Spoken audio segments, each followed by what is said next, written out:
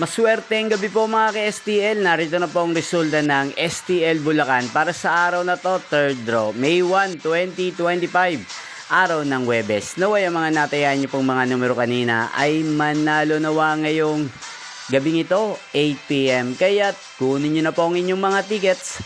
Narito na po ang resulta. Ang mga numerong nanalo sa STL Bulacan ngayong gabing ito, May 1, 2025.